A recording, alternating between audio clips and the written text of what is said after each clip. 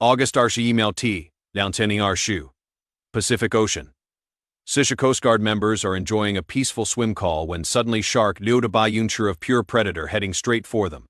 Armed guards open fire. Bullets hit the water. But here's what actually happened next that will shock you. The shark wasn't killed. Our sailors weren't hurt. And what unfolded reveals the incredible training and protocols that make our Navy and Coast Guard the most prepared maritime force on Earth. This is the untold story of when apex predators meet America's floating fortresses. The moment those bullets hit the water near the Coast Guard cutter Kimball, Maritime Enforcement Specialist Samuel Senton wasn't panicking. He was doing exactly what he'd been trained to do. Fire-controlled bursts to deter, not destroy. Keep the shark away from his shipmates with precision accuracy.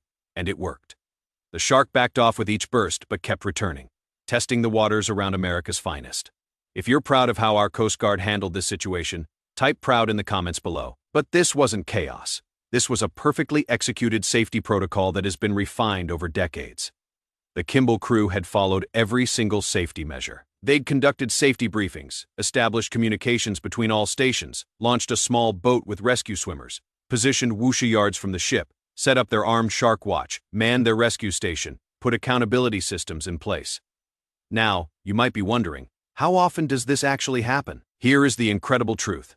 Many sailors have never witnessed such an encounter in their entire careers. The odds of a shark attack are E in Fei million in the United States, E in Arshaba Yunli lion worldwide. But our military doesn't plan for the likely. They prepare for everything. Let's talk about what really attracts sharks to these massive ships in the first place. It is not what you'd expect. Ships create acoustic signatures from their engines and sonar systems. The metal hulls generate electromagnetic fields, sometimes food waste discharge. Sharks are curious creatures, and these floating cities represent something completely new in their ancient world. The most legendary shark Navy encounter happened back in Itenjobai Sishawu. The USS Indianapolis had just delivered components for the atomic bomb that would end World War II. On July Sencha TH, a Japanese submarine fired 2 torpedoes into her hull. The ship sank in Sharfindon Utes. Nearly Jobaimian found themselves floating in shark-infested waters. For 5 grueling days, these brave sailors faced the ultimate test of survival. Sharks circled. Men died from injuries, dehydration, salt poisoning, and yes, shark attacks. But here is what the movies don't tell you. Most deaths weren't from sharks. They were from the elements, the ocean itself. And through it all, these men showed the kind of courage that defines American service members. Only Senbai Yishuliu survived. It remains the greatest loss of life at sea in Navy history. But from that tragedy came wisdom, protocols, training. The kind of preparation that saved every single swimmer during that Liaotianing Arshu Coast Guard encounter. Today's Navy SEALs train in waters where sharks are common. San Clemente Island, known for its seal population and shark activity. Thousands of training swims have been conducted there. Not one single SEAL trainee has ever been attacked by a shark. Not one. Why? Because our special forces know something important. Sharks don't hunt humans. We're not on their menu. Most encounters happen because of mistaken identity or curiosity. Before we continue with more incredible stories, here is a quick favor. If you're enjoying this content, hit that subscribe button. Most viewers watch without subscribing, and it really helps us bring you more stories about America's finest. Did you hit subscribe? But what about aircraft carriers? These floating cities are in a league of their own. Nearly 10,000 long, 90,000 tons of American engineering. When a shark encounters one of these giants, it is like a minnow meeting a whale. The electromagnetic signature alone from these nuclear-powered behemoths extends for miles underwater. The acoustic footprint is massive, yet encounters remain incredibly rare. Here is something fascinating. Modern research shows that electric deterrent systems can be highly effective against sharks. Scientists have developed detection rates of over 500 Joshu using professional observers and advanced equipment. Our Navy has access to technology that makes civilian shark deterrent look like toys. But let's get back to that Liaotianing Arshu incident. As those Coast Guard members climbed back aboard the Kimball, something remarkable happened. The shark didn't disappear, it hung around, joined by a few smaller companions. Then they all swam off together. No harm done to anyone. Not the humans, not the sharks. The crew even saved their inflatable unicorn float. Today, it is on display at the Coast Guard Academy Museum in Connecticut, signed by the very man who fired those protective shots. This tells us everything about American military values. Protect first, use minimum necessary force. Respect the ocean and its creatures. Mission accomplished.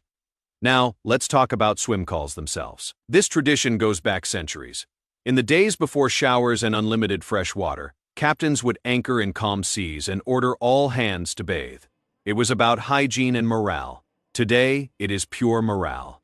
These men and women spend months at sea serving our nation. When weather permits and safety allows, they get to jump into the ocean. And remember, they're human beings, not just sailors. Fresh water on Navy ships is limited, they use desalination processes, but it is slow. Showers are brief affairs.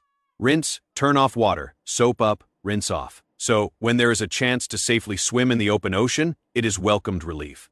The Liaocening Archicid data shows something incredible. Unprovoked shark attacks worldwide hit a record low, just 60 incidents globally. That is the lowest in nearly centuries years. Meanwhile, our Navy and Coast Guard continue their missions without interruption. But early Liaocening Archicid has shown some increases in certain regions. Australia reported 5 attacks with 3 fatalities. Israel experienced its first recorded fatal shark attack. However, naval encounters remain virtually non-existent. Our military trains for the unexpected. Navy personnel learn basic shark encounter protocols. If a shark approaches, strike the nose firmly. Sharks typically retreat. Maintain eye contact. Move deliberately, not frantically. Stay in groups when possible. But here is the real secret weapon: respect. Our sailors understand their visitors in the ocean. Sharks have been here for over 7,000 years. They've survived 5 mass extinctions. These ancient predators deserve our respect, not our fear. The technology protecting our ships continues. Advancing long-range electric deterrents, acoustic warning systems, advanced sonar that can distinguish between threats and harmless marine life. Our Navy operates with tools that most people can't even imagine. Yet, the most important protection isn't technology. It is training, discipline, the kind of calm professionalism that turned a potential disaster into a textbook safety demonstration. Think about Maritime Enforcement Specialist Kron for a moment. Sishamau's ailers in the water. Liujian foot shark approaching. Split-second decisions required. He didn't panic, didn't overreact. Fired precisely placed deterrent shots. Kept his shipmates safe. Protected the shark from unnecessary harm. That is American military excellence. The ocean covers 50% of our planet. Our Navy protects sea lanes that carry 50% of global trade. They encounter every form of marine life imaginable. Whales, dolphins, sea turtles, and yes, occasionally sharks. Each encounter becomes part of their experience, part of their story, part of the living history of American naval service. Recent research into shark behavior reveals fascinating insights. These predators are incredibly intelligent. They investigate new objects in their environment. A massive aircraft carrier or destroyer represents something completely unprecedented in millions of years of evolution. Most sharks investigate briefly and move on. They're looking for food, not trouble. Human beings simply don't register as prey to most shark species. We're too bony, too strange, too different from their normal diet. The sharks that do pose potential threats, great whites, bull sharks, tiger sharks, are actually quite rare in the deep ocean waters where our major naval vessels operate. They prefer coastal areas where their prey is more abundant. This explains why the Liaocening Archicid incident was so unusual. That shark, identified as either a longfin mako or pelagic thresher, was probably just curious about these strange floating objects and the unusual activity in its territory. Our Coast Guard responded perfectly, protected their people, respected the marine life, followed established protocols. No one was hurt. Everyone learned something, and the story became part of Coast Guard legend. The professionalism displayed that day reflects decades of evolution in military training. Gone are the days of shoot first, ask questions later. Today's military operates with precision, restraint, and respect for all life. This approach extends to every aspect of naval operations: environmental protection, marine conservation, sustainable practices. Our Navy and Coast Guard aren't just defenders of freedom. They're stewards of the oceans they patrol. When sharks encounter American naval vessels, they're meeting the most professional, best trained, most environmentally conscious maritime force in human history. A force that can project power across the globe while protecting a single inflatable unicorn during a swim call. That balance of strength and compassion defines American military service. The men and women serving on these ships represent the finest of our nation. They volunteered to spend months away from home defending interests they may never see, protecting people they'll never meet. When they get a chance to enjoy a swim call, they've earned it. And when a shark shows up uninvited, They handle it with the same professionalism they bring to every challenge. No drama, no panic. Just trained individuals doing their jobs with skill and precision. The Downtown Archer incident produced amazing video footage that went viral for good reason. It showed American military personnel at their absolute best, calm under pressure, protective of their teammates, respectful of marine life, mission-focused, and successful. That footage represents everything right about American military culture. Strength when needed, restraint when possible. Success through superior training and teamwork. As we look toward the future, shark encounters with naval vessels will likely remain extremely rare.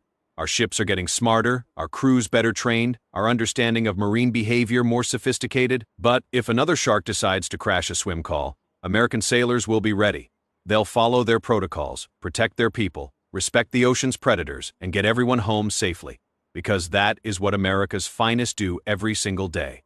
The ocean may belong to the sharks, but the seas belong to the United States Navy and Coast Guard. And that makes all the difference. Those brave Coast Guard members on the Kimball showed us something special that day. They proved that American military excellence isn't just about firepower. It is about precision, professionalism, and respect for all life. If this story inspired you, consider subscribing for more incredible tales of American service members doing extraordinary things. Until next time, remember, freedom isn't free, and heroes don't always wear capes.